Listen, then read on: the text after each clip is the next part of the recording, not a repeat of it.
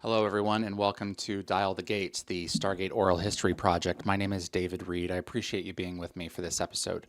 Robert C. Cooper, writer, director, executive producer of Stargate SG-1, Atlantis, and Universe, is going to be joining us for over an hour and 40 minutes of discussion about his industry and the franchise, the involvement from the Air Force, continuity and perception about the different components of the show that we love, some things that we thought were one way and were actually another in the original concept for specific episodes.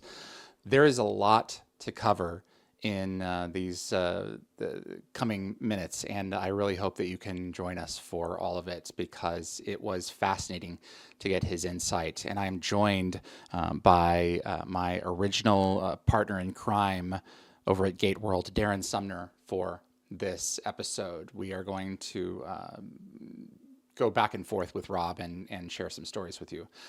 I do want to dedicate this episode to a friend of mine whom I just recently lost. His name is Mike Vondracek. Mike recently lost a fight, and he was a huge Stargate fan. And his wife, Luann Vondracek, actually recently joined us in an episode on Dial the Gate about Stargate and the U.S. military, where she discussed her background in the Army. But Mike was very special to me, and I would like to take this opportunity to recognize him and his love for the show and the franchise with this episode being a tribute to him. So this interview with Rob, this one is for you, Mike, and I hope that you all enjoy the conversation. Thanks so much for being here. Welcome in, everybody. We're joined here today by one of our favorite creatives in the Stargate space who brought us so much of the TV and film that we know and love and that we celebrate here on Dial the Gate and over at GateWorld. Mr. Robert C. Cooper, former story editor. I want to ask you a question about that, but we know you, of course, as an executive producer, long time on Stargate SG-1, Atlantis, and Universe, and the executive producer and writer turned director of several episodes as well. You've kind of done a little bit of everything. So welcome back to the show. Thank you, Robert. Both of you guys for having me here with you this time. Thank you, Darren, for being here. It's very exciting for me. Rob, let's just start with updates. What's been going on in your life these days? What are you working on? I've been, pitching projects. I have a small company with a few people who work with me, and we've been developing ideas and taking them out there. It's a tough world right now in television. There's a lot of changes happening, and the changes create difficulties in terms of consistent relationships with people. There's a lot of turnover, and the business is like, you're not just pitching an entity. You're not going to, like, the company. You're going to people, and when people switch jobs or get fired or whatever, it's difficult. So a lot of turnover in the business right now. I'm always curious how much of the sort of front-loaded work that you guys do as creatives trying to get a show up and running or any kind of project when you're pitching stuff. Yeah, sorry, I just cut off your question. It's a really it's changed so drastically. Like, we could talk forever about the business and where things are at, and Can we do that? how it's changed, and why it is the way it is, and what the problems are, and that. But let me just explain to you a little of the difference in how my job has changed. Like, Yeah. You used to go in to a network and you used to pitch an idea, like a basic framework for the show, a concept. You'd pitch who the sort of lead character was, the star on the poster, and you would pitch the pilot. And I mean, even now that sounds quaint and almost insane that that's how it worked. nowadays I've pitched in great detail the first season, like beat for beat, and outlined each of the characters' stories and arcs. Um, you then had somebody come back and say, well, it just we don't understand what the rest of the series is, and you then have to pitch what's season two, what's season three, what's your vision for the full 5 season arc. Um, there's Wow. there's a lot of skepticism that I think was born out of shows not really running very long or gaining very much traction. Uh, and um, and yeah, now executives and networks are you know are asking for so much. Uh, it takes, I can't tell you how much time it takes in development to answer all those questions. I mean, you're essentially creating a whole series as opposed to somebody believing in you and the idea and the character at the core of it, and the evolution of how shows naturally evolve through the creative process. Even post casting, you look at things like chemistry between real people and see how that evolves and things change. And of course, they would anyways, even in this scenario. A lot of you can't possibly tell me that every writer out there pitching season three is going to actually execute season three the way they're pitching it. Right. Um, but that's the work you need to do, or people, uh, you know, decide that there's not enough for them to dig into, and then in many cases, you need to be coming with some sort of IP that has value that can be, recognized by an audience. You need um, just like it's months and months and months of work to put and I was going to say, and then you need potentially certain high level attachments or auspices, because the few places that are buying right now, like Apple and Amazon and Netflix, you're competing with A-list actors and A-list directors. Um, they have a stack of shows offers on their desks, and so that's what's making it very challenging, is this the demands of how much you need to pitch and present. Yeah, Um, that's fascinating. yeah, even for someone with my track record. D- Robert, if you were to steelman their argument, I'm curious, what would you suppose their answer would be? Is it that there's less money to go around now, or is it that everyone is expecting a Stranger Things level hit? Well, the funny thing is, okay, so I've got the original Stranger Things pitch. You go back and read it. It was pitched as a miniseries. It was not a series. It was a closed-ended miniseries. And only when the network liked it did they start evolving and the pitch and come up with the ongoing aspects of it. Like, none of the things that people are attributing to it being all thought out at the beginning and Mm. what have you was really in the initial pitch that they made. So I think that show was actually pre this particular problem. And by the way, the other component to it that is really challenging is that they still only allot the amount of time they always allotted to the pitch. So you basically have to get across all that information inside of 20 minutes. So they they give you, like, honestly, the best pitch I've ever done, well, maybe one of the best pitches I've ever done. I didn't even like it was for Dirk Gently. I didn't even obviously write the pilot.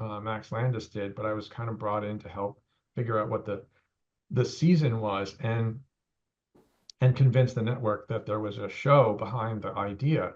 And we had a couple of months to work that out.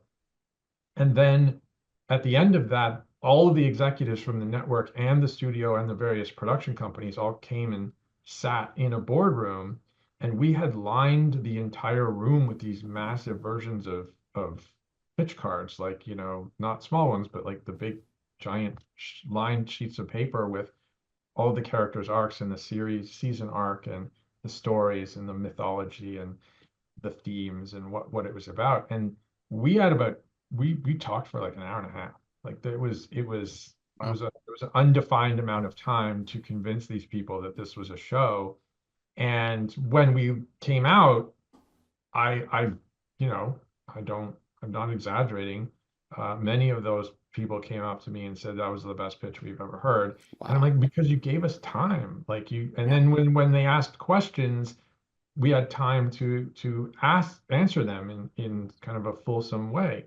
So this idea that I'm supposed to do, 6 months of work or whatever to develop an entire series and then pitch it to you in 20 minutes is mental. But at the same time, most people taking pitches on the other end don't have the capacity to listen to something for that long. Like just me droning on a Zoom is gonna bore the crap out of you um, if I start talking for more than that length of time. So Not true, the but okay. Point taken. expectation, okay, but the expectation is not nearly in line Yeah. with the constraints of the format. Let's put it Yeah. that way.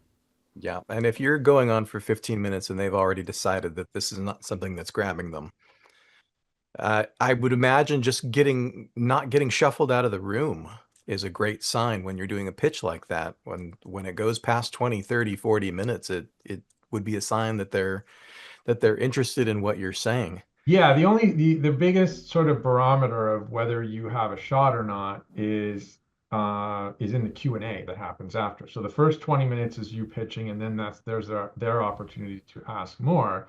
And inevitably, like I always save a chunk of my pitch for that period because I can't fit it all in. So I Mm.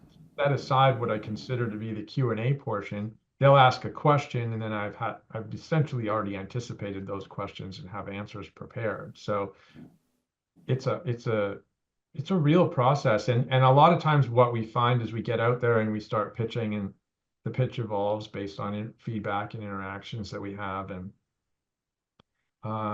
so yeah, it's a very intensive amount of work for zero uh, dollars back.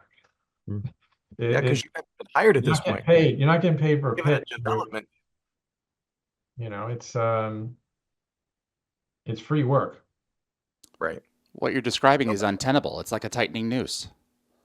Yeah, and I look, I only have a certain amount of patience for it, really. Like there comes a time where it's like you have to kind of read the room and realize that a lot of the reasons they're not moving forward have nothing to do with your pitch or even their willingness to want to be involved in it. There's corporate and economic reasons that they're saying no, or you haven't put together exactly the thing that is on their to-do list. Hmm. And that's another, factor involved is that they have to-do lists. And if you don't hit that, the trick is to often meet with the companies before you even take a project Yeah. out to understand what their to-do list is so that know whether your project slots into that. It could be the greatest thing in the world, and they'll be like, yeah, but this is just not Hmm. not what we're looking for right now.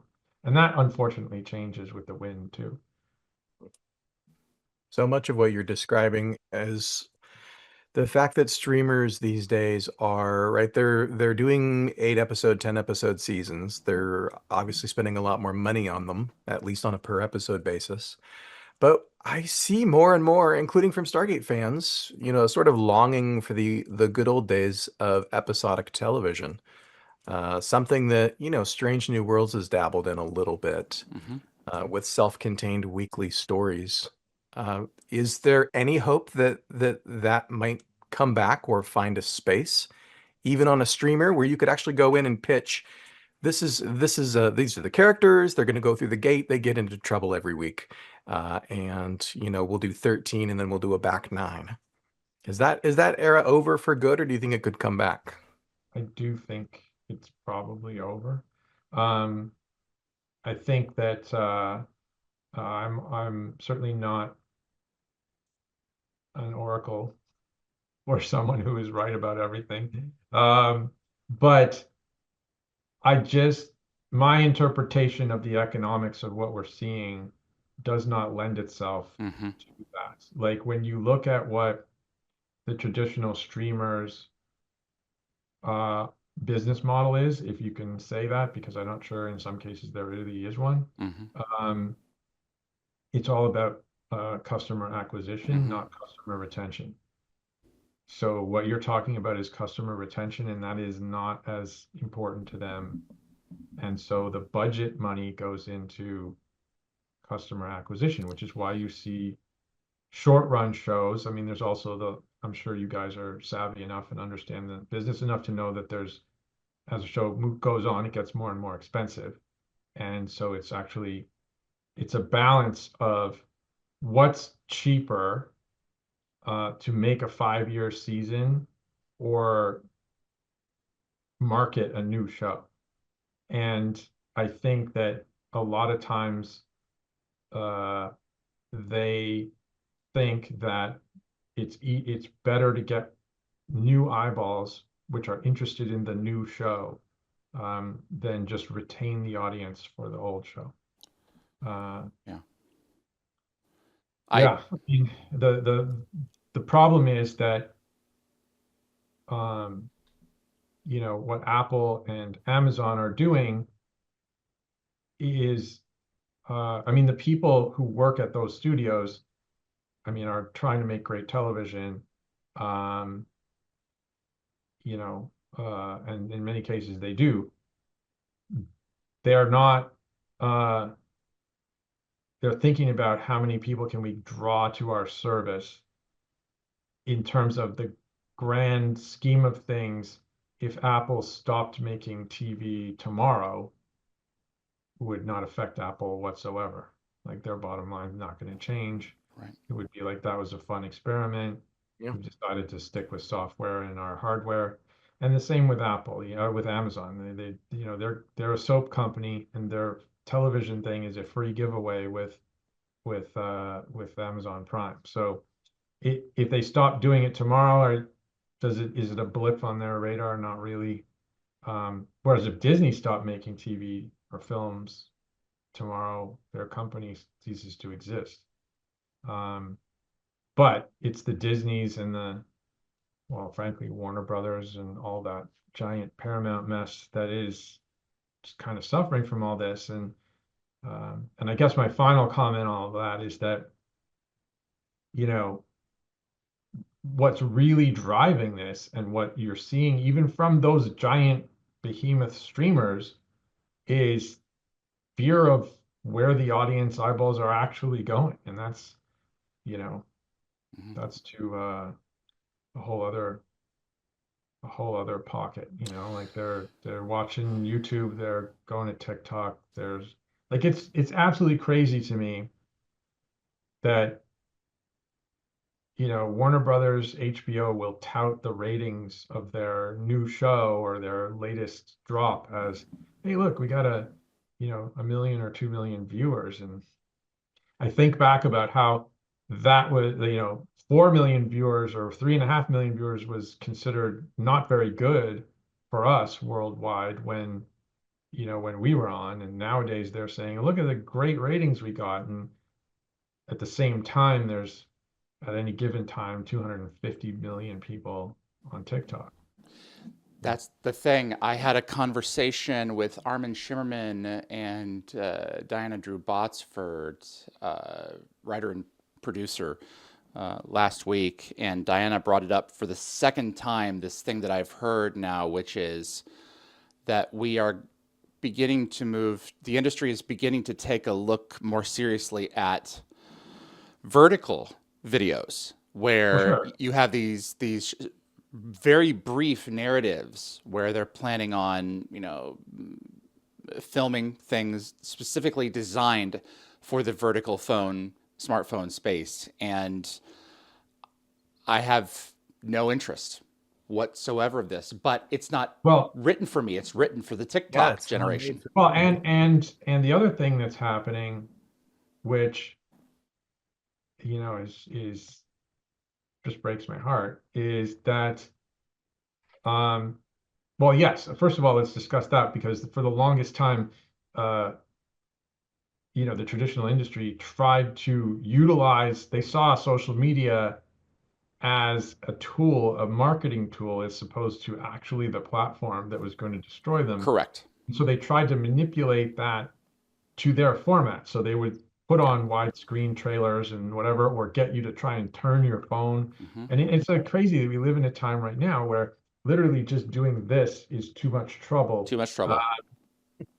And so people rejected that, and uh, and nowadays, they're actually making movie trailers and things that are shot in widescreen so that they can be on phones. Madness. That was the question. I was also going to bring up the other problem, which is in the creative space, where, I mean, you've probably heard about this, but you know, so many people talk nowadays about getting what are essentially second screen notes. And that's because the streamers are making shows with the idea in mind that the people watching the shows are also looking at their phones while they're watching, and so they want something that they can follow while they're also scrolling. And so the scripts, if you ever wonder, well, wait a minute, why is that character um doing an update on what just happened in the previous scene when we just watched that previous scene? Like I was just watching a show on the weekend and it happened, and it just drives me crazy. Like, you know, remember when we were just doing this 2 minutes ago? Like they literally say everything out loud, including you'll notice a number of times where characters now always refer to each other by name. So I will always say, David, you remember when? Um, and it's so that when you're not looking at the screen, you know who's talking to who. We used to make fun of this where the you're in a darkened room and the all of a sudden the lights batteries go off and the character says, "My lights batteries just went off," and Yeah. then the lights come back on. Oh, they're on again. It's like, are we idiots? I saw the effing light go off. Yeah. That's the and now I never thought that time would be superseded by something else as the most important resource. And I Yeah. think it's come. I think it's attention. Attention has done it. Yeah, and what you're describing, Rob, is anathema to generations of writers, right? I think that I read this in J. Michael Straczynski's screenwriting book years ago, that television is a visual medium, and if you're writing in such a way that somebody can follow your story without looking at the screen, then you're doing it wrong. And Darren, I absolutely hate it when characters refer to each other by name. It's one of those triggers that is an extension of exactly what you're talking about. It's just this uh need to pander to the audience. And that's the history of network notes, but it's it's so much being driven by this now that um there's just so much fear that the audience we have is not even interested in our product anymore. There's a couple of takeaways for me with this. I think there is a novelty for the past that is only growing stronger and stronger. I mean, 90s are now coming in vogue really bigly. I can't believe I used bigly. But if you look at something like 8-bit gaming, the kind of Super Nintendo era, that stuck with Minecraft when one of my friend's kids was 5, 6, 7 years old, and it hasn't gone away. It's still with us. The 8-bit style, and people are producing games for it all the time. It's really caught up in the cultural zeitgeist. So I think we're going to reach a stage where people are going to really firmly come back around and say, look, I liked this old form of storytelling. We're years and years into this, by the way, this new medium. Here's examples of this. Oh my gosh, it's caught fire. It's amazing. The problem is the pool of people creating that will be very small at that point. And where do all the rest of you fit? Well, I think that people are still engaged with stories. Yes. Um, I think there hopefully will continue to be an interest in human created stories, human generated stories. That's happening in the podcast world where it's either people talking like us and telling stories or audiobooks. People, I don't know how many people read anymore, but I do think there will be a renaissance of people wanting to disconnect from screens and actually Hmm. read something that is tangible.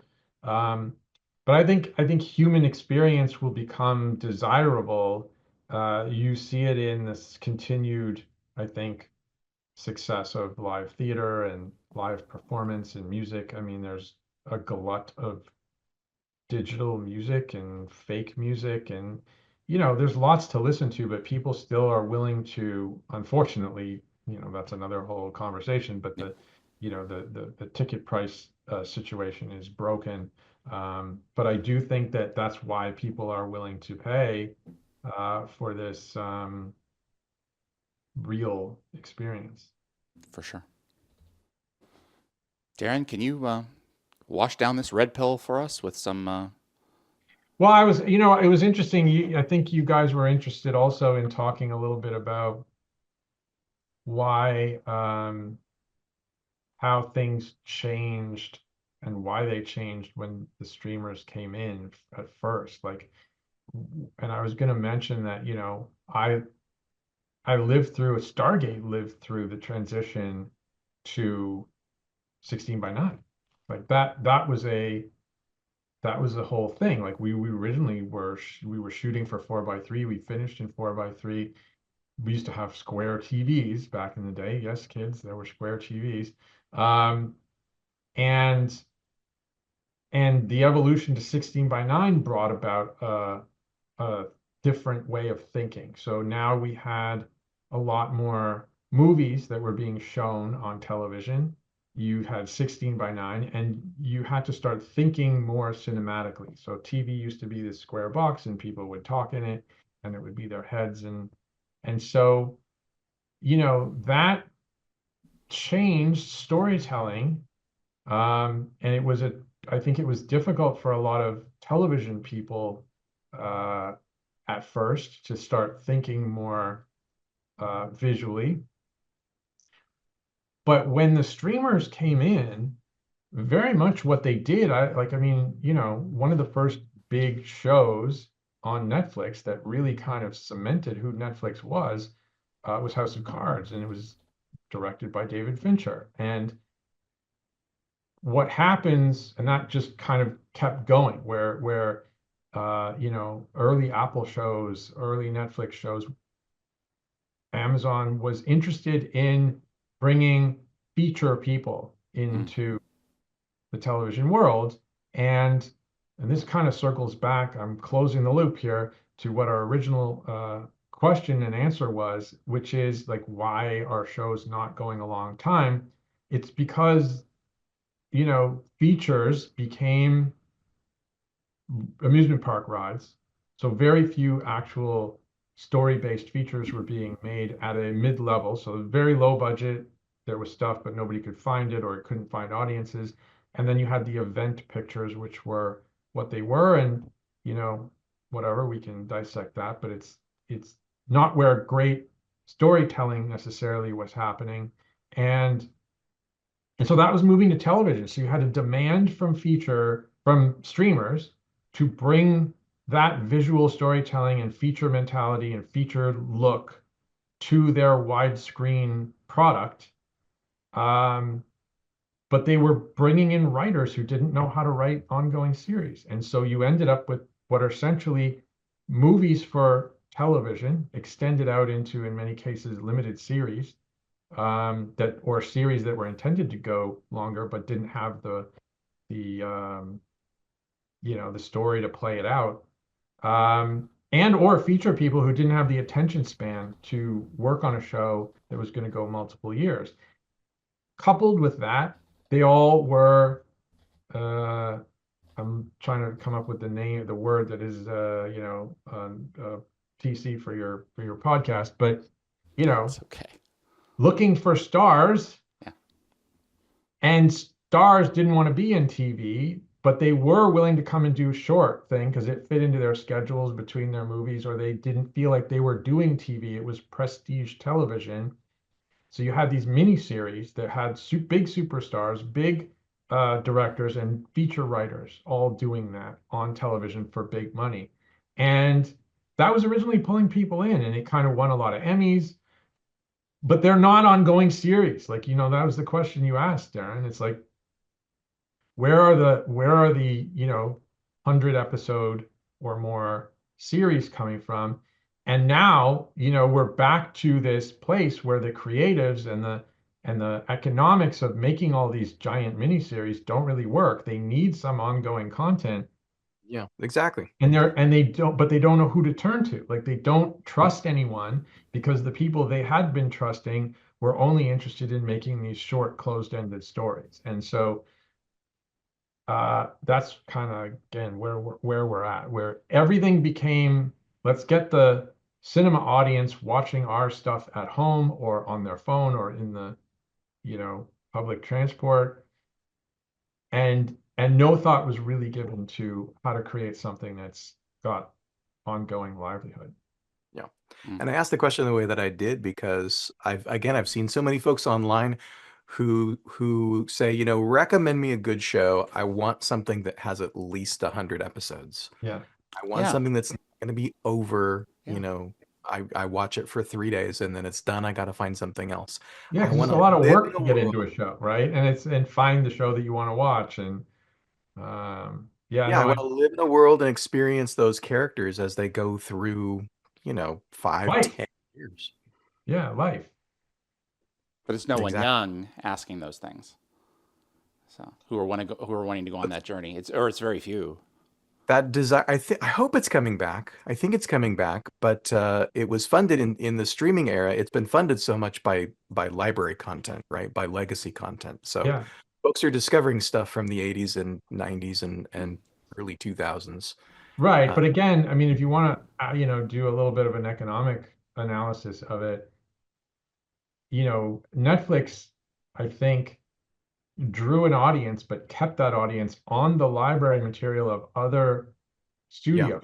The And then Office. studios realized, oh, they're making money on us. We need to do that ourselves. That's So right. everybody siloed their own stuff, Mhm. created their own streaming services, and now everybody's kind of flailing because people, don't want to subscribe to 8 different services in order to watch the one show that they like. Mhm. And so nobody is benefiting from that competition, and a bunch of people are going to die because of it. Yeah, it's bringing about bundles and it's bringing about acquisitions, right? So it's just going to go back to the same 3 companies. Yeah. Yeah, sooner or later, that's where this So let's appears move to be on to going. some nostalgia. I'm curious, Rob. When did you start shooting with 4x3 taking a back seat? Do you recall around the time when you started shooting? Because the footage was captured, obviously, but when did you specifically start shooting with 16:9 in mind That's a good question. first? I don't remember. Okay. I would think it was around season 4 or 5, maybe. Wow. So season 4 was the season that had the HD test in it, which was the episode Entity, where Sam gets taken over by the computer program. Right. Might have been 4 then. Okay. Wow. Yeah. I am so thankful the show exists in 16:9. You future-proofed the heck out of that thing, at least for the time being. So where's the vertical version of Stargate gonna come? Well, it was because, look, this is how sort of old school we were. We were shooting on film. Like Yeah. that 16:9 was shot on 35mm film. Yeah. And Super So 16. Yeah. so the material was there. We were just blowing it up Yeah. and shooting it. Like, you'll notice there's really nothing happening in the margins on those shots. Wow. Let's shift gears to Stargate. I think I've probably asked you this at some point, but I've been enjoying watching your appearances on Dial the Gate, talking about the business, talking about Stargate history and your role on the show over the years as it evolved. I think you've got a great story as somebody who kind of started lower down on the totem pole and worked your way up through the ranks. But I've always been really fascinated by your first job, which was story editor in season 1 of SG-1, right? What is a story editor, and how does a story editor balance the scripts that you're contributing and what I imagine in the job description is kind of whipping other people's scripts into shape, especially outside writers, to get the script to a point where it's ready to shoot? Is that kind of an accurate description of what you're doing No, as a story editor? the truth is that all those credits are kind of meaningless other than from a writer's perspective, kind of designating how much money you're going to make. Uh, This is it, not the first it's time I've heard that. yeah, it's like, Hmm. and at some level, what it does is it's like a in the military a command, badge that tells other people how high you rank, so how much respect they should give you or where you fall in the pecking order. So when when I tell somebody, oh no, this should really be this way, they don't go, oh, he's nothing. I don't listen to him. I have to go ask someone else the question. Um, so story editor is kind of the lowest level of entry point for writers on a staff. There are a few other things, but usually you'd go from like some form of assistant to first hire as a story editor on a show. And um, and at that point, you are at the service of the writer's room. You're present in the writer's room. You are contributing any way you can. You're pitching ideas for shows. You're then hopefully taking those ideas and running with them and developing them, writing it. Once you get a, pitch to the point where it's approved by the executive producers, you go write the outline, you write the first draft. At each stage, you get notes, you finish it, and usually at the stage of second draft on that script, that the showrunner will take over and probably do a pass on your script, and depending on how strong your personality is and also how much power you think you wield, um you can sort of give notes or fight back on how that work goes. And so yeah, I was hired as story editor.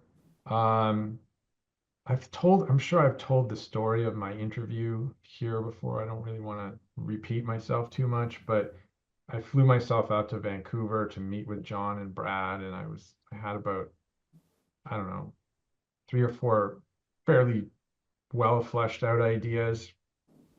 And then I had a list of maybe 10 one-liners. And I was in the room with them pitching my ass off. And John had a pad of paper on his desk and an old-fashioned pencil uh, sitting over the piece of paper. And I talked for maybe, yeah, I don't know, 20 minutes, half an hour, and never wrote one thing down.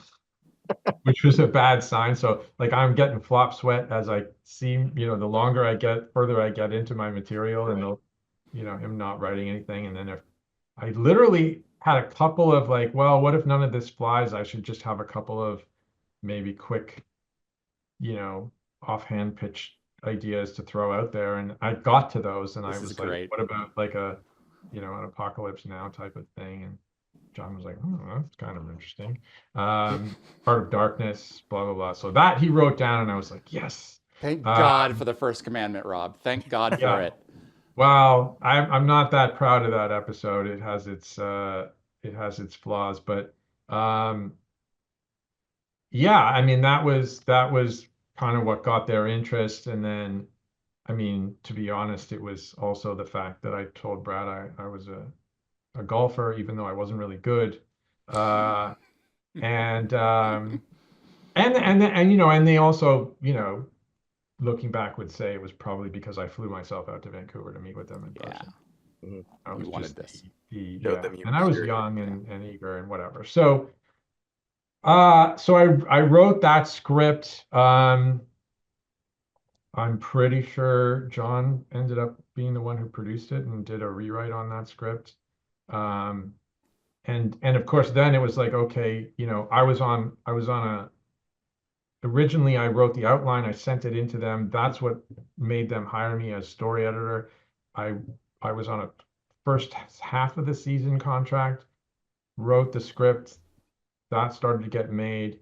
And then basically in order they're like, okay, what else you got? And so this point it's you have to prove you're not just a one-trick pony. And so I had to come up with something else. And again, I'm sure I've told this story, but just quickly for Yeah. context, I was driving with my wife in the car and like, now I need to come up with something else and it better be good or I'm not going to get picked up. And she's like, what about something in the past? And, Yeah. and I was like, I got it. Yeah. She still to this day takes credit for that script and my career. Something in the past, that's Torment of Tantalus. Torment of Oh Tantalus. yeah. And What were they doing with a Stargate in the 40s? yeah. The great So- first for a pitch. Yeah. So, well, I was like, it was here all along. That's right. So that got me hired for the back half of the season. But by the time we had gotten to producing that, and probably based on my first draft of Torment of Tantalus, they promoted me to co-producer. So halfway through the first season, they promoted me to co-producer.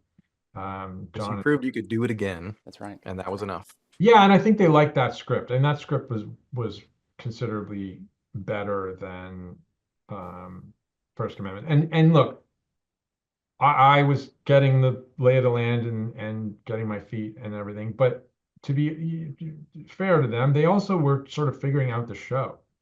Yeah. They were doing Outer Limits at the same time. They did not have the burden with Showtime of having to pitch 5 seasons and what the entire first season was. They didn't know. Like they had Richard Dean Anderson, a very successful movie and a decent pilot pitch, and that's it. So there was a lot of figuring it out in that first season, and so I was fortunate enough to have been part of that from the beginning, and I think I demonstrated that I got what the show was with Torment of Tantalus. So yeah, and then from there on, you kind of work your way up the ladder, and people are obviously extremely confused by the use of the term executive producer and co-executive producer and how that's even credited on screen, because there's often like 6 or 7 of them. Usually the last, if the credits are at the front, the last executive producer is generally the showrunner and or creator. If the credits are at the end, it's usually the first credit. But nowadays, in fact, you don't even see the credits. So Yeah. And if you do, there's 18 producers on a Star Trek show. Like, Yeah. what do they all do? a lot of them, nothing. Yeah. Yeah. Do they pay? Did someone? I mean, Yeah, they were involved at somewhere along the line. They're part of the company. Yeah.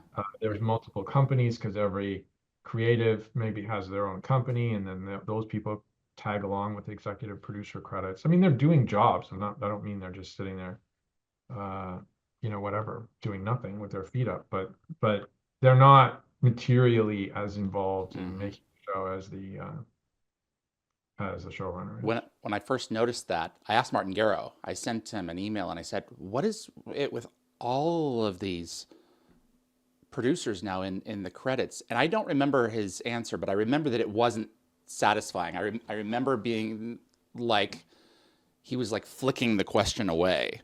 Yeah, because and it's implied in some respects that, writers tend to maybe look, the people who got the show made deserve credit. Like, Yeah. and sometimes that's a significant thing. But I think he would probably be concerned with offending people or For sure. wanting to show disrespect to those who whatever. But the term showrunner evolved, I think, because of that. So you needed some distinction in labeling what role you played. so that the people even working on the show understood the difference. Like, if you walked into a room and said, "Oh, I'm an executive producer," they'd be like, "Which executive producer? An important one?" So if you actually said, "No, I'm the showrunner," they go, "Oh, okay, we know who you Mm. are. You're the CEO of this corporation." And um, I mean, look, I don't know what the story of. I'm sure there is a story, but I'm not quite sure why it hasn't evolved to the point where that's actually an on-screen credit. The other part of the story is that Jonathan Glassner, who is American, was up in Vancouver producing the show, had been there for a while doing The Outer Limits, and he really wanted to go back home to LA.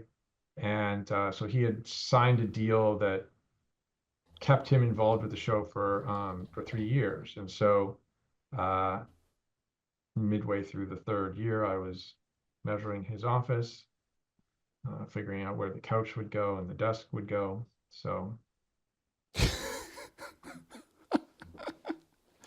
I got some questions for you. We've spoken a little bit about the Air Force in the past, Robert. yeah. I'm fearful of a little bit of retreading too much, so I want to be cognizant of our Air Force conversation in the past. But since I had you on earlier this year, um, the water about this has gotten really muddy, and I want to see if you can attempt to clarify it. I had a conversation with some fans uh, who are military from Army, Air Force, Marines, and oh, for heaven's sake, Army, Air Force, Marines, and I'm missing. Navy. Thank you, Navy. I'm so sorry, Ryan. God, and they had pointed out that Samuels, I think Robert Wisden's character, when he comes and gets Jack in the very beginning of the pilot, Children of the Gods, he goes up on his roof and Jack's on his telescope.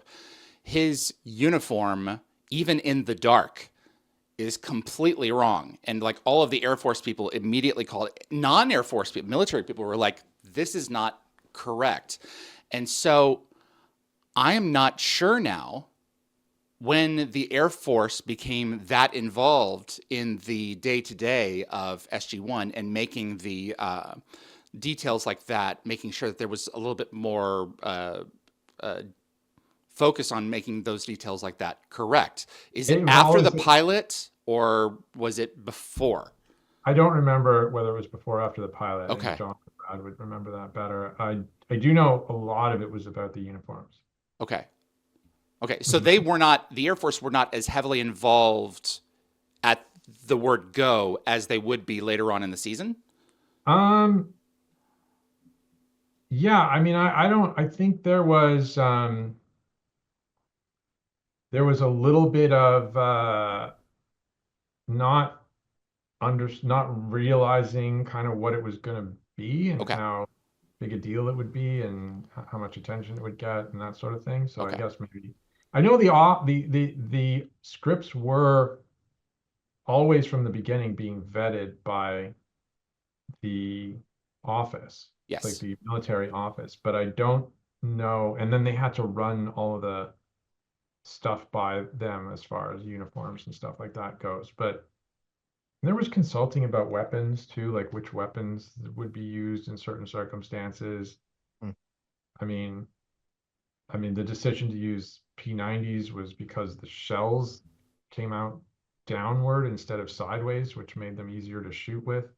Um, but yeah, no, I don't remember exactly when that happened. I remember the first time there was a material note that we had to deal with in a significant way that didn't involve uniforms, like a creative note. Please. Um, that was there, but for the grace of God, where I had rewritten that script and submitted it, and they came back and was like, they were like, yeah, O'Neill can't kiss Carter. They're both in the military, and I was like, it's an alternate universe. That was it. Mhm. It was an alternate universe, and they're like, nope, won't do it. Like they literally were going to take their name off that episode, not the show, but just basically not quote endorse that Yep. episode. And this is where you kind of creativity comes in. You gotta, some people would have like stamped their feet and had a tantrum or whatever. And I might have taken a day to think about it. I can't remember, but I just remember going, fine, she's just not in the military. Right, exactly. What if Michael Shanks, who has It's an alternate appendicitis, universe. Daniel I was has arguing, but appendicitis? Yeah. I'm arguing it's an alternate universe. Your rules don't apply. And then it occurred to me, oh yeah, dummy, it's an alternate universe. The rules don't apply. Kind of fixes itself with an alternate universe story. That's Yeah. But we Yeah, had yeah. uniform stuff. We had fraternization, especially the Sam Jack stuff throughout the years. I know was kind of a touching point, a point for them to pay attention to. Did the Air Force, in your recollection, ever actually shoot something down on a Or story wall or? unofficially take their name off of a script. They never took their name off of scripts. Yeah. I'm trying to remember if they ever shot something down. I don't remember that ever being the case. I bet that would stand out. I believe that. I Yeah. imagine. I mean, they were always so like, yeah, I mean, they were always so cool. I mean, but look, General Ryan blew up with his whole entourage and, did a cameo in the show. And so, they were all in by that point. Yeah, I don't- imagine as the show yeah. went along, that trust was built to the point that, you folks in the production office sort of knew what they were going to come back with, if they were going to come back on something like an on-screen kiss. Yeah, and we were like at that point we got brave and started asking for all kinds of stuff. They would offer too, like you want some Wow. planes, we'll fly some planes up for you. You want a C-130, write it into the show, like. Wow. Wow. The I went back and checked because I wasn't entirely sure that the Air Force would be acknowledged in like Atlantis and SGU, and they are. But my understanding through Malazzi is that they were only approving scripts for SG-1. And Joe said the reason for Atlantis is that it was more of an international expedition. Was there ever consideration of having the Air Force have more involvement with approving SGU scripts, or was it considered more of an IOA operation at that point? Was it a logistics thing to not have the Air Force read the other shows' scripts? What was the thought process behind that? Was it just SG-1 something that you wanted to specifically more so tie to them? I don't quote me. I don't remember specifically, but I feel like even at the outset of the creation of the show, we saw it as an opportunity to have it not, because the show is no longer based in Cheyenne Mountain in the US, and that the team was not specifically part of the military. We saw it as a chance to make the show feel more international. That it wasn't US military based. And not that the military in SG-1 was really ever problematic in any way. I thought it was a really interesting representation and conversation often about politics when we got into it. And they didn't stand in the way of that either. Meeting a lot of the people at the very highest levels of the Air Force was really eye-opening and interesting to me. They're not politicians. In some cases, they don't even really love politicians, even though they won't say that. And their raison d'etre is to protect America at all costs and with their lives. And it's in most cases in a non-political way, in my estimation, having talked to them. It's very respectable. I admire their dedication and patriotism and the risks they take. They are not always on board with the things they're asked to do, but that's their job and they do it. And I don't really like judging them based on the commands they were given. Anyway, that part of it was something that I really learned getting to know them and understand that, look, I'm sure there's a lot of questionable things that happen and go on at the Pentagon. So I don't think you have to I, explain that. That totally I'm makes not sense. Yeah. sophisticated enough Yeah. to really comment on that. So don't come after me for anything I've said. Totally fair. But I have a lot of respect for the military outside um, of the political side. You each have a job to do. Yeah. Yeah.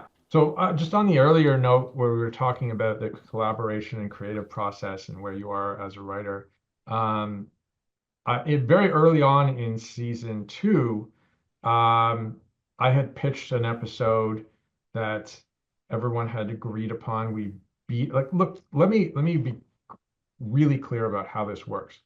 It's there in the room. There's very little hierarchy. You're aware that this person who's the showrunner is your boss, but everybody is supposedly in a healthy, creative environment, free to pitch their ideas. They want you to pitch ideas. It's your job to contribute, and we all come up with every episode. We put it on the board together.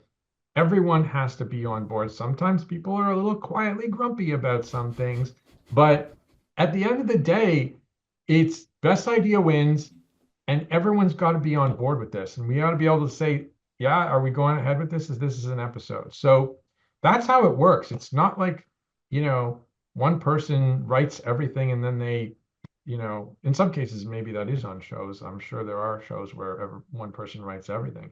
But in our world, it was we all had to sort of give the thumbs up, and then you would go away and execute the potential that we had beat out on the board.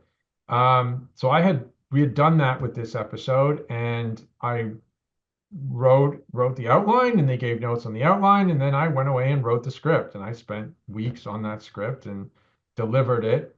And then Brad and Jonathan called me into John's office and sat down, and they were being sort of super polite and careful about the whole thing.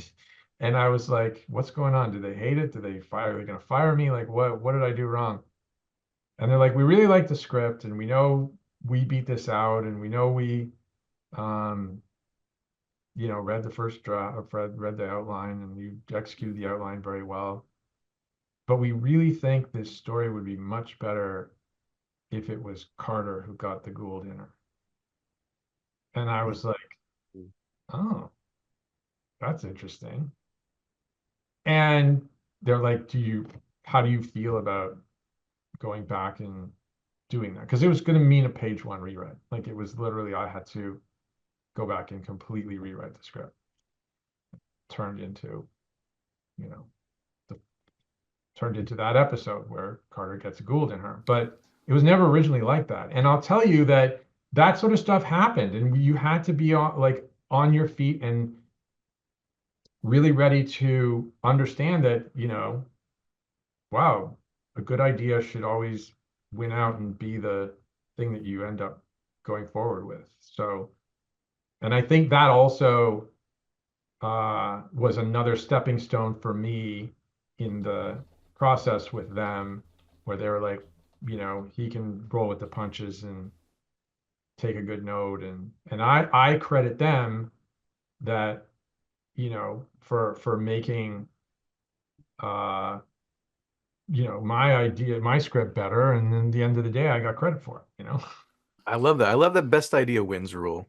Yeah, It's and makes I, this and like I, a healthy collaborative environment. yeah, and then that would, that later translated down the line. And Oh yeah. there's another thing that people I think don't fully understand, and that is that there's a guild, um there are guild rules about rewrites, and Right. there's a point at which a writer who's been rewritten can take a script to arbitration to get credit Right. if they deserve it. But in most cases, um, there are a lot of instances where the original writer has been totally rewritten, page one, and they still get the credit because it's considered bad form. I mean, the executive producer is still doing their job as showrunner to deliver the right thing for the show, for the actors, for the studio, whatever. Um, They're at the wheel of the ship. Yes, and they're also getting paid handsomely. Yeah. So, Yeah. there Yeah, are credited. situations in which it would be considered not just bad form, but like almost abuse if you took another writer's script and rewrote it entirely just so you could get the fee. Um, Not part of the job. Your job is to make sure that script is in shape. So there were a lot of times where, I would do passes on scripts that ended up being, um, total rewrites. I've had it done to me. Like it just happens. So sometimes you guys will ask questions about scripts, um, and it turns out that the writers whose name is on it didn't even write the script. That's just the Yeah, nature of the there business. have been this program has been particularly illuminating for me in that regard because I have had one-off writers on or two-off or three-off writers on talk and asking them about specific episodes, and we glaze over the episode.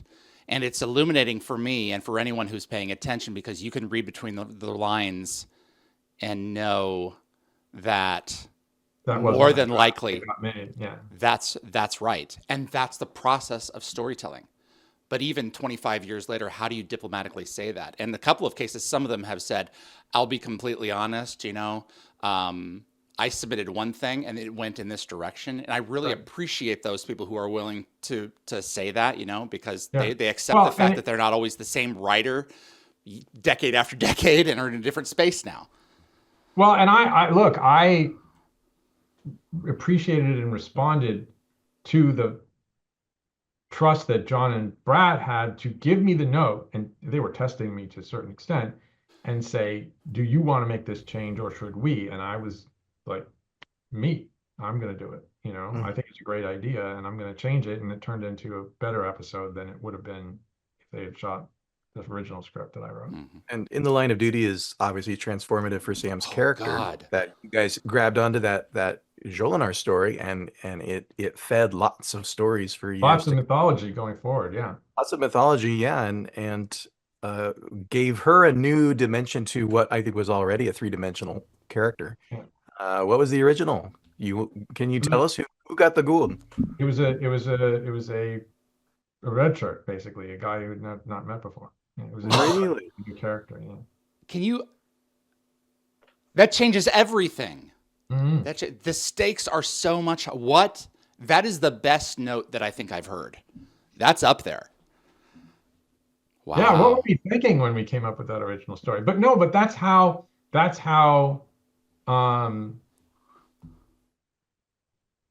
that's how early the difference between knowing what your show is versus it kind of evolving. And we've talked at length, I'm sure Brad and Joe have talked at length about the fact that it was the fact that we were kind of living in somewhat of an anonymity on Showtime for 4 seasons Yeah. in order to figure out what the show was. I don't think it really got that good until a little bit later on into 3 and 4. I mean, there were good episodes early on, but consistently knowing what the show was didn't happen until a little bit later. But now, and that was when we were doing 22 episodes a year. Like nowadays, this is what I'm saying. There's so much emphasis on knowing what the show is for every episode because you're only doing 8. And it's there's this hyper focus on all of that. And I think sometimes the show itself, the creative crumbles under the weight of that pressure as opposed to being allowed to organically grow. Yeah, it speaks to the benefit again of having a lot of episodes, more episodes in a season, to some degree episodic storytelling that you can discover those moments and those beats Yeah, in the process, right? Even though you're invested insofar as you've got a full yeah, draft of a script, but there's still room for discovery and to sort of let the characters take you where they want to go. right. We've talked a bit about how the show is sort of finding its voice in the early years, and like any show, I imagine SG-1 starts with a story bible, starts with a feature film which laid out some of the rules of the road, right? How Stargates work, wormhole travel is one way, etc. 7 chevrons. Um, as the show grew, though, I'm really curious how you manage the growing lore, how you sort of keep it all in your head. We've heard stories in years past, like Paul Mully ends up being kind of the rule keeper for uh, some of the more timey-wimey, challenging stories of time travel, or nope, that doesn't work. You can't do that. Uh, did everybody in the writers' room kind of have their own sort of piece of Stargate and the science fiction world, or how do you manage lore as it expands to 17 seasons and more? You need a lot of people there. It can't be all one person. So we all definitely contributed and would have each other's Mm, back that way. Like, oh, you can't do that. So and so said this in this episode. But I'm sure there are tons of examples where we failed miserably to maintain that. not a lot. It's I have notes yeah.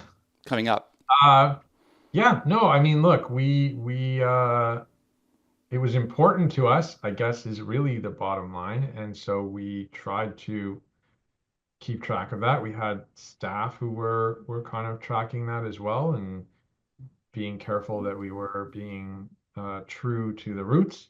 Um, I mean, I think we broke rules sometimes and definitely did things that were outside those rules just because it was cool or because we needed a story that week. But um, we tried to be respectful of it for sure. Uh, yeah, there was a lot though. There's a great sort of wonderful speaks to the writers on this show, the sort of tap dancing that sometimes has to be done around a point of continuity in order to keep it straight. I'm thinking, for example, of Brad's lensing effect that's ahead of the Stargate explanation for time dilation, that sort of thing that he shared on the show in the past.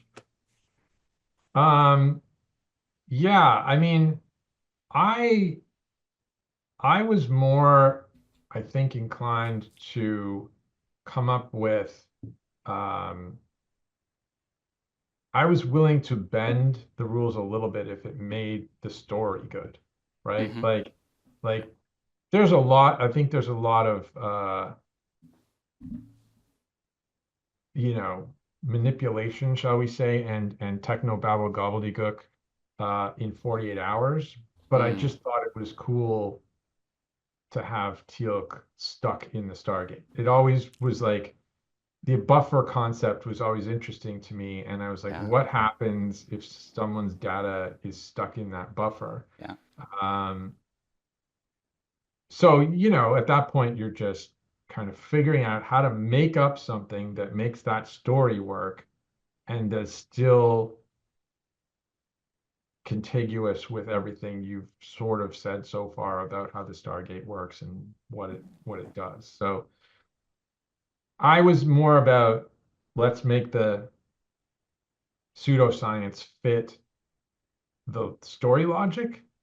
Uh, that was what was important to me. And if the story beat was great, then you had to figure out a way to do it. And yeah, I mean, Paul certainly.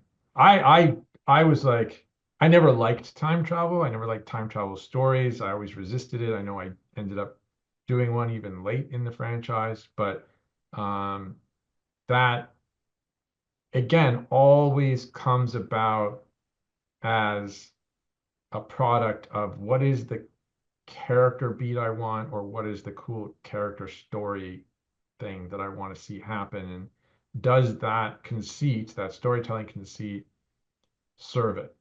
Mm. For time travel, Christopher Judge said to me once, and I quote, Rick hated them. Uh, Sometimes I have to take what Chris says with a grain of salt. How true is that to your recollection?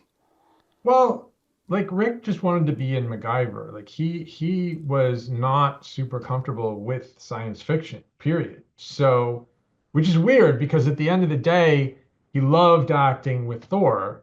Exactly. Favorite thing, but I think that had more to do with the fact that Thor was a puppet and he Yeah. didn't have to act opposite another actor. Because I think he didn't like acting with other actors either. But he uh yeah, he did not embrace or really want. It's why you rarely ever heard him. uh he hated exposition. Yeah. He just wanted to comment on things, so everybody else had to do the exposition, and then he got to make a wisecrack. um So whenever, that said, he liked to have cool things happen to him, and he liked to um do the cool stuff. But having it be happen as a result of some science fiction thing that he somehow had to understand or explain was always a little bit of sandpaper. I really want to address more specifically what you were saying earlier, because it fed directly into what I wanted to approach later, and I'll just bring this to the forefront, and then Darren can come back around and finish this off with this point about the lore, because you were talking specifically about being willing to occasionally break a rule, and I will argue that you guys, I I go through the show with people and we're like, it's so airtight compared to a series like Voyager that was running at the same time, where, I mean, people and characters and events and everything else just go sideways, and they change details left and right. And compared to that, I mean, this thing is really strong. One of the ones that always gets to me is let's talk. I want to talk specifically about retconning just for a beat, which is technically what this is. Daniel says he hasn't met the others by full circle in his conversation with Jack in the elevator. But by the information presented in threads, that's really arguable, because he was aware of Anubis on some level with the presence of Jim, and Oma is telling him about, like, the last time you were here, you said this, you said that. So under those circumstances, those details had to change for that story. The same thing in Full Circle. He says Ascension doesn't make you all knowing, but by Reckoning Part 2, Replicator Sam is extracting ancient information on some level from his mind. So my point is to say, you obviously can't let dialogue from earlier episodes, or perhaps even certain events, completely tie your hands down from a good idea. So how is it that you strike a balance? So as Glassner would have said, you hang a lantern on it, you move on. So for 354 shows, this kind of thing happened sincerely, remarkably few times. So something was working. Well, I would love to respond to that.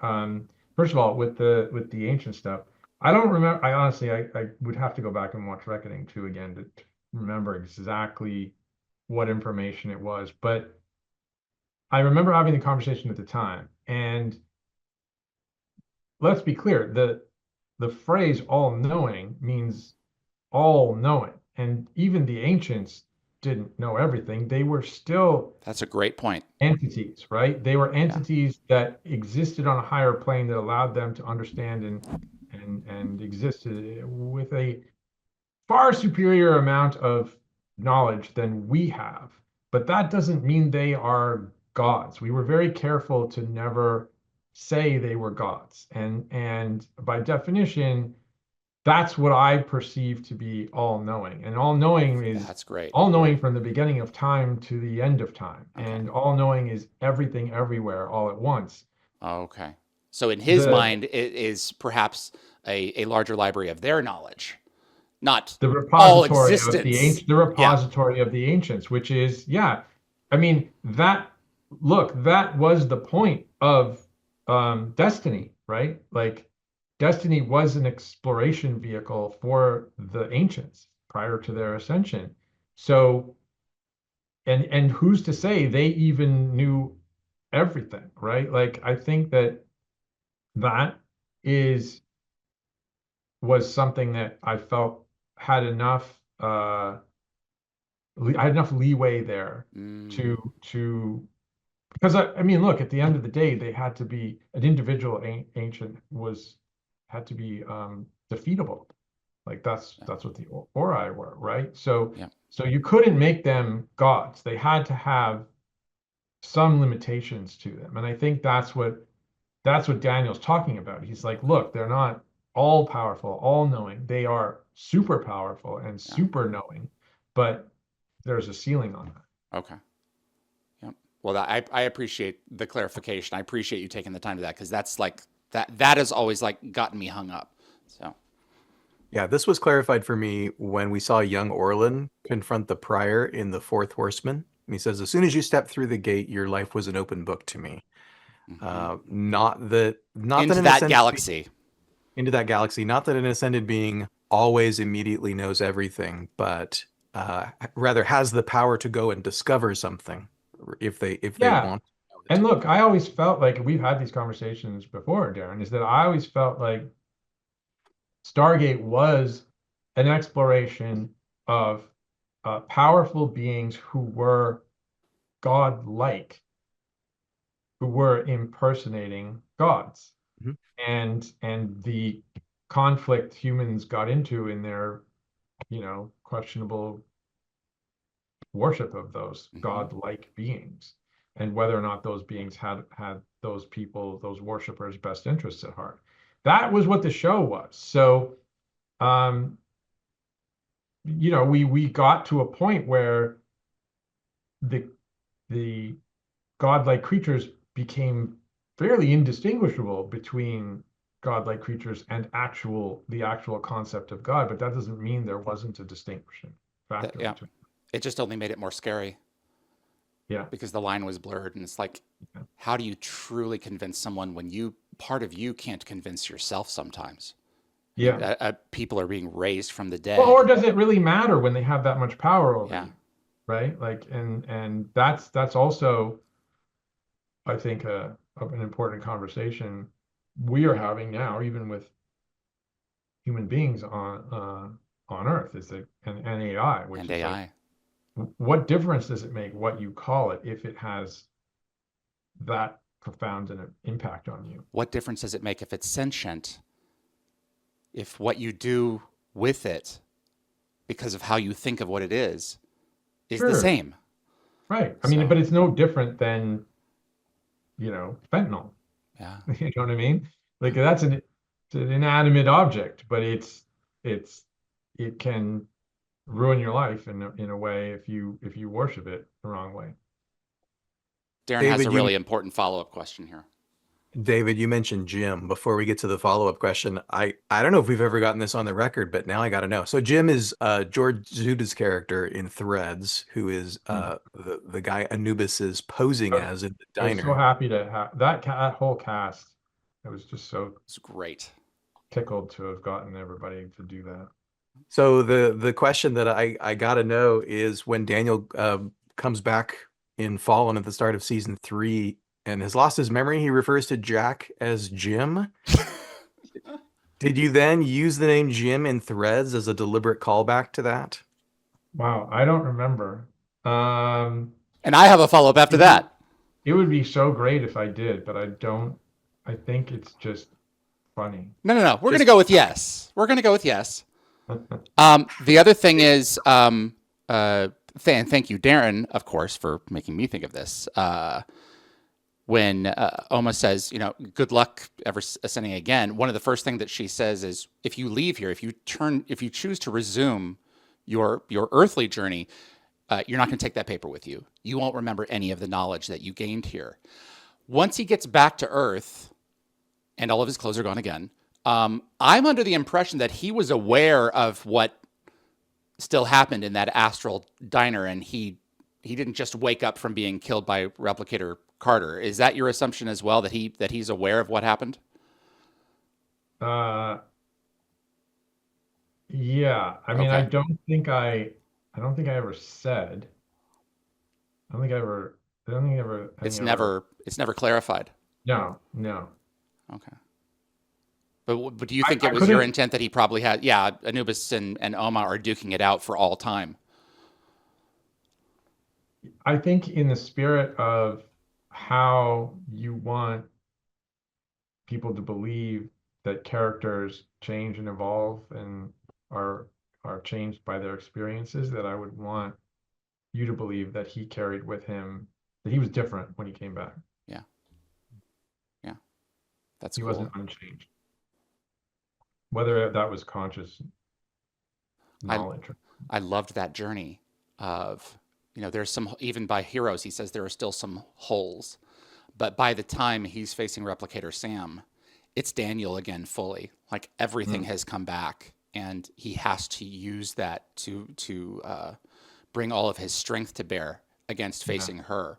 That alternate Sam was one of the greatest villains you guys created. You really could have milked that for another season. Yeah. So, and I always, We like Sam too.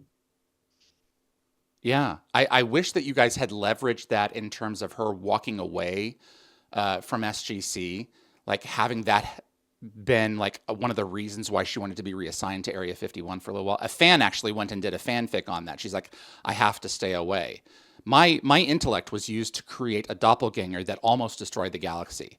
I have to step away for a while. And I always thought that was a great fanfic. And Amanda thought so too. The show was definitely it clearly spiraled off the rails in terms of the original DNA was that it was a procedural. It would revert back to 0 at the beginning of every episode, and you could watch an episode clean of having seen the previous ones or out of order and not feel confused or frustrated. Eventually that obviously, but it's still, we still kind of hung on to that a little bit. There was still a little of that original thought process that, we got to maintain some continuity of normal without having an entire season where Sam is somewhere else or something like that. The quick follow-up question that I wanted to ask on lore was, because there's so much meat in the Stargate universe, not just rules for Stargate travel, but the characters, the lore, the stories, the bad guys that have been defeated, were another team to come in, another creative team come in and want to do something with the franchise. Do you look at that lore that you guys built over the years as a potential impediment to a new creative team? Such that, maybe there's an argument to be made that you can't do anything other than reboot the show? Yeah, I don't think you or the fans will like this answer. They won't care. Nobody that I think reboots Stargate is going to pay attention to what came before. They're gonna just take the word Stargate and look at the movie maybe and see what can we do. Just that basic premise. Totally different premise, yeah. Do that to Star Wars and see what happens to fandom. It's so. Yeah, that was it's Stargate. Who cares? Yeah. Well, Legacy. Look, I think look. We can talk a lot about the reboot of Star Wars too. Yeah, we could.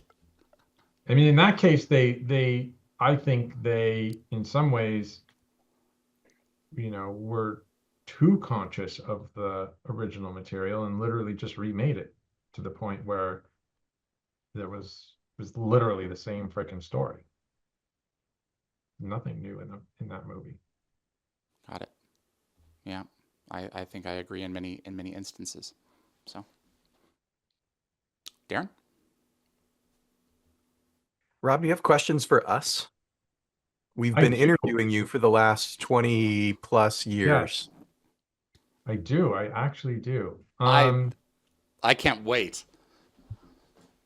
Similar in some ways to some of the questions you're asking me, I'm interested in, like, if you want to go back, when was the first time that you noticed that people associated with the show were interacting with your site?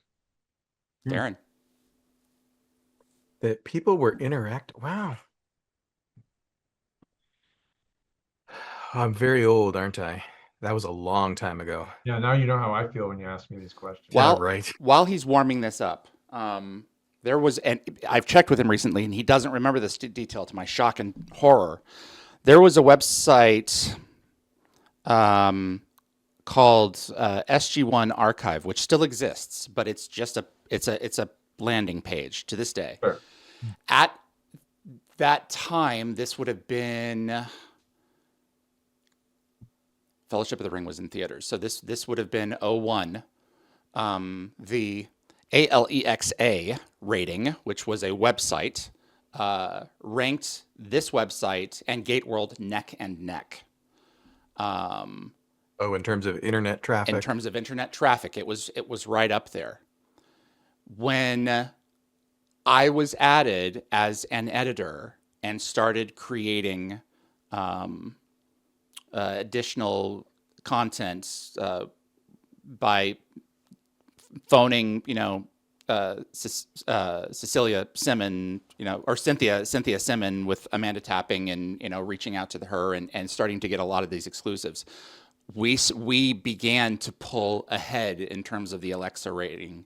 Sorry guys, sorry everyone out there, and for your devices. And we never looked back. That's the transition that I remember when I went from being an encyclopedia editor for our Stargate Omnipedia and started creating our own exclusive content to which Darren fed into his news stories. That's when I started noticing that people were paying more attention to GateWorld than these other sites that we were competing with directly. But I'm curious if Darren can go back even further and answer. Yeah, that I mean, question. my question is really more like Productions.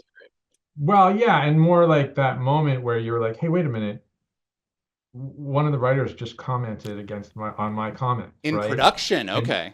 Yeah, but like Okay. that must have been cool. Like when you realize Yeah, that I don't just have a fan site, the show is actually aware of it and now interacting with it. I have a conduit to It's- Brad Wright. Oh my God, I gotta Yeah. be It's a careful little about what I scary. say in my comments. Right? It's a little scary. Yeah, because you suddenly have to start minding your P's and Q's a little bit more. Snake's eating its tail almost.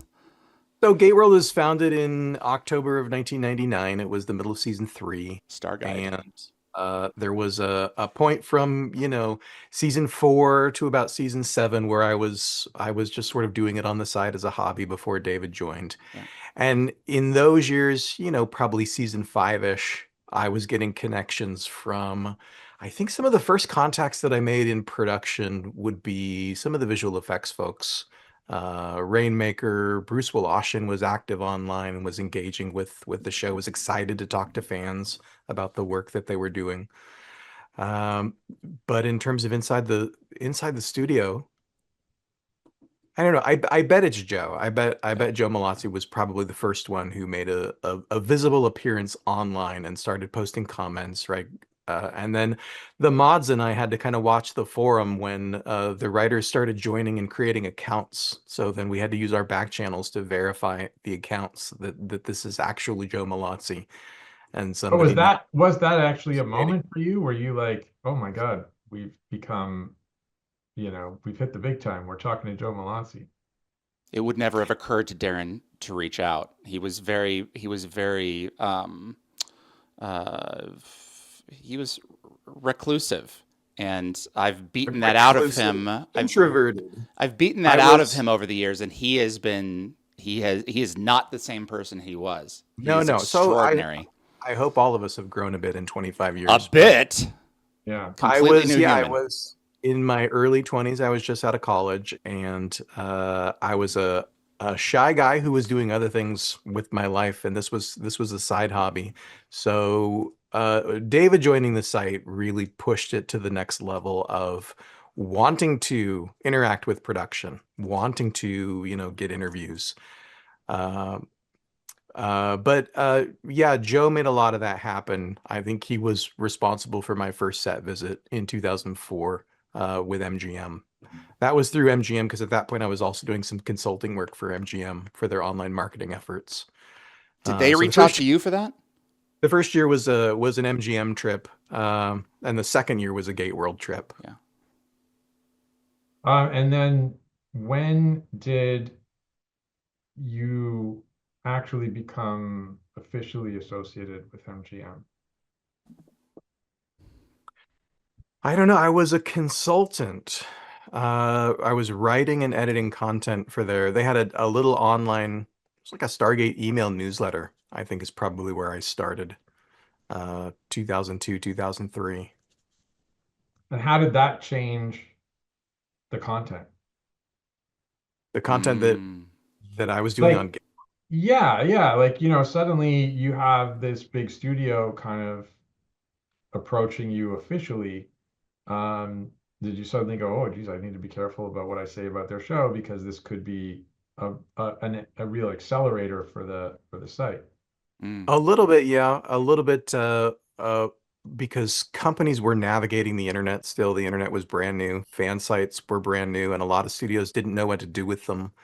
I had started other fan sites just sort of, to teach myself HTML in college, and used other people's IP, like, Peanuts, Snoopy, and got shut down by United Artists. People were still trying to figure out what to do with the fact that other people were using their IP in ways that broke all the old rules.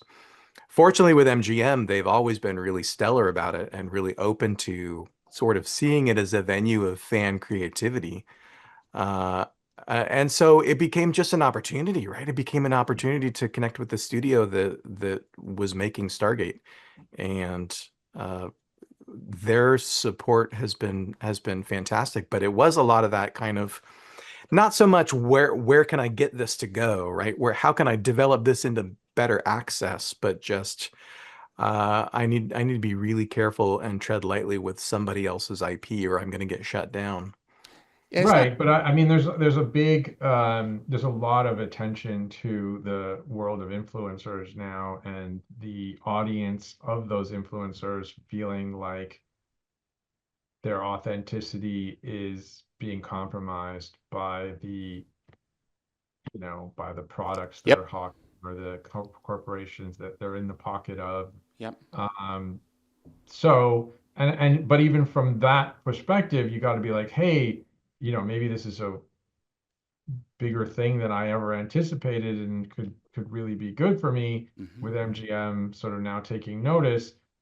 You got to be able to like say, wait a minute, at the end of the day, I'm not just moderating, I'm also like commenting, I'm also writing these mini reviews and sort of updates on what's happening. It was more than you were more than just a you know, information site. We used to go to see what people were saying about the episode that we had just dropped, right? We were curious to see if we got, 2 or 4 stars, like Yeah. it was, so I mean, I can just imagine though that there's this balance between wanting to be an honest critic Yep. or an honest fan Right. and and then having an official association. That there's I'm really curious to know how aware you were. I guess it's kind of rhetorical of us. Um, the more that we had access with you guys, how aware you were of us being called shills. Um, there, the more that GateWorld grew, the more the people who were competing with us and just fans who didn't like that Michael was gone or didn't or whatever would label us as being kind of a part of the system in because we were now having more access. And I think I can speak for Darren as well when I never felt that was the case. No, but there's got to have been some influence on you from the fact that you were getting the straight answers from us, and mm, we were forthcoming people, and we hmm were decent people, and we kind of welcomed you in and appreciated your fandom. And more than. so when took that back to the world, you were probably presenting a more positive version of some of the things that were upsetting fans, and they would be like, "Oh, well, you're just towing the party line now," whereas you were actually acting on information and experiences that you had that were genuinely positive. Like, so when the explanation for why Daniel left came out officially, we had sort of explained it to you in a way that you might not have been as happy with, but nevertheless presented it in a more fair way Mm, because you had an inside track on what really went on. Bottom line is we Yeah, loved the show. I thought we loved the show. And we appreciated the friendship that was shown, the openness that was shown by the studio and by you guys at Bridge.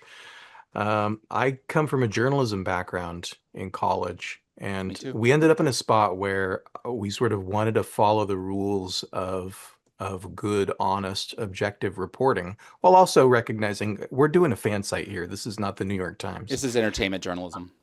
But it's also we ended up in that spot that's was kind of in between the studio and fandom, where we're some days making both sides mad because we're in the pocket of big Stargate, as far as some fans were concerned, and then we ruffled some feathers with some critical reviews of episodes. You know, there were stretches of time where we would publish weekly fan written episodes and then really have a writer who stuck their foot in their mouth, or in some cases stuck their foot in our mouths.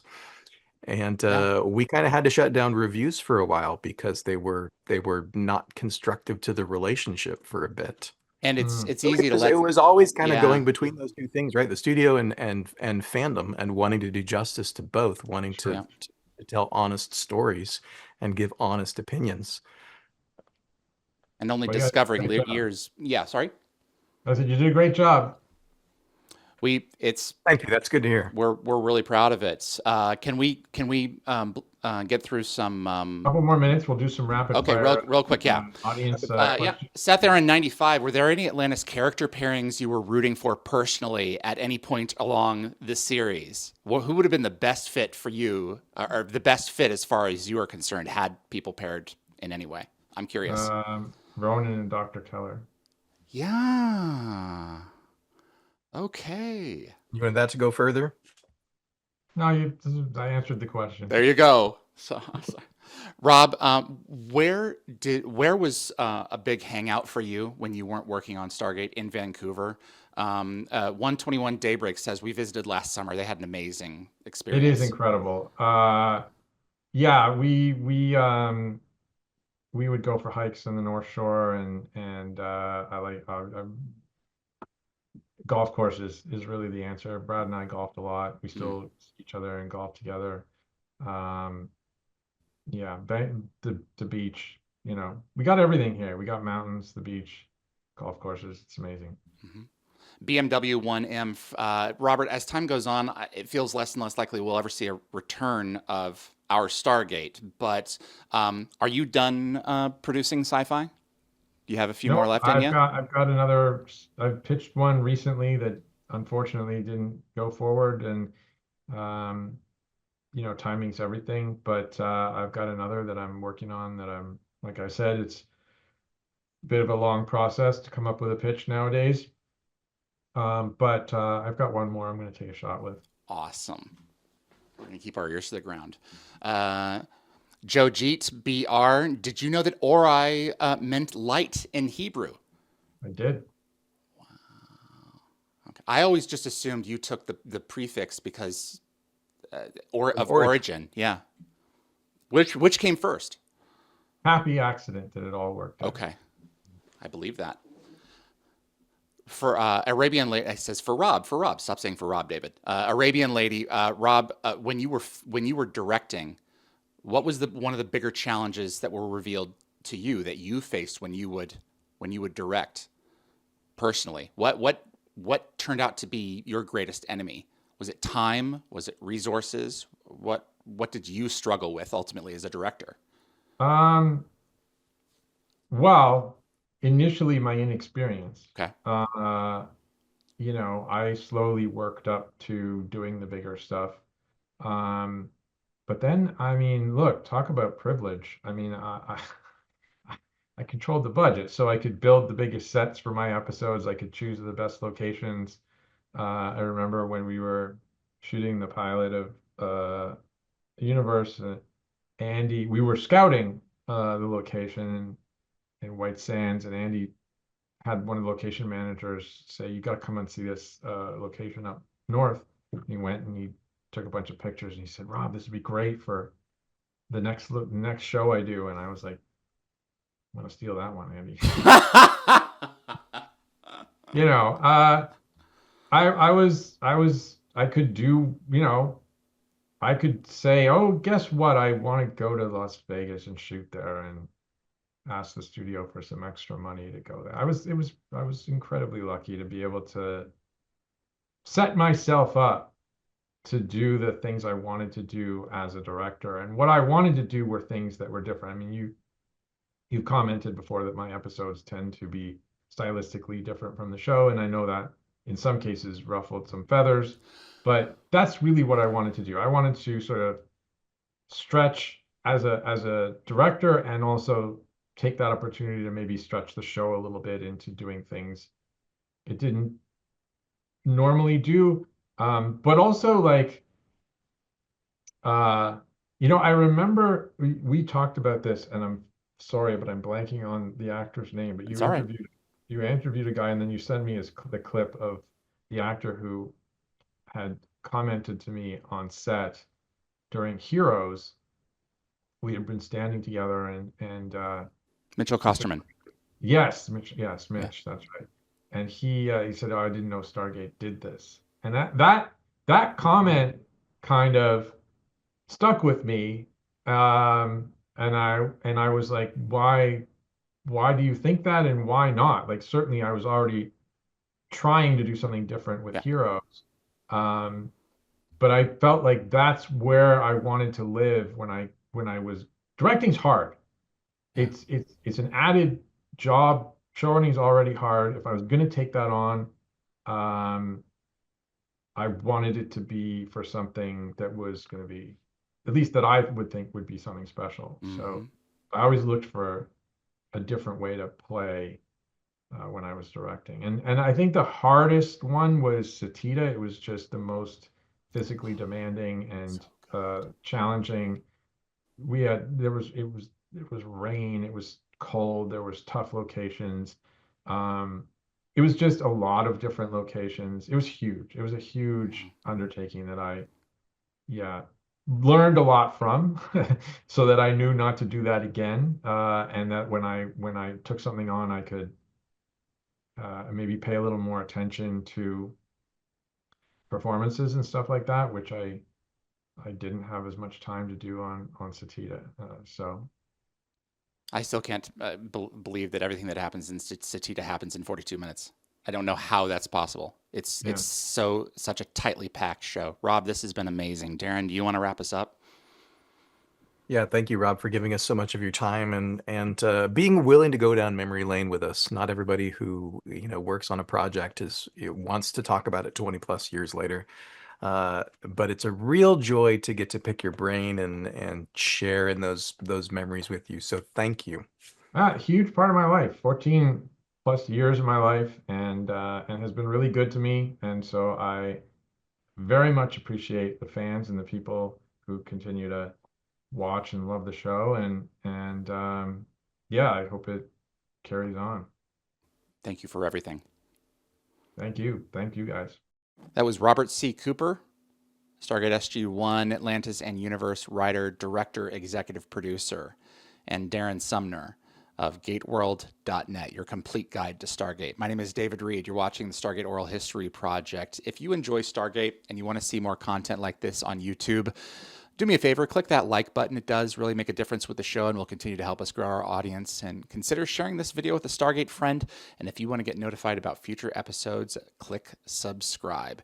And clips from this show will be released over the course of the next few weeks on the Dial the Gate and GateWorld.net YouTube channels. Tremendous thanks to my moderating team, Anthony, Jeremy, Kevin, Lockwatcher, Marcia, Raj, and Jacob. My own producers, Anthony Rowling, Kevin Weaver, Summer Roy, and Bryce Orrs. Thanks to Matt Eagle SG Wilson for his beautiful opening sequences with the ships, and to Frederick Marcoux over at Concept Web, who keeps DialTheGate.com up and running. I am so privileged to be able to bring you as many episodes as I have over the course of the last few years, and we're going to get a few more in before we wrap up season 5 and I go into hiatus. There's a lot in development already for next year that is going to be exciting for Stargate fans, and I can't wait to share it with all of you. I I really appreciate you taking the time to tune in, and it means so much that Rob would stop by and give us nearly 2 hours of his time, years after this franchise has come to an end. It's so wonderful that it means so much to him still. My name is David Reed for Dial the Gate. I appreciate you tuning in, and I will see you on the other side.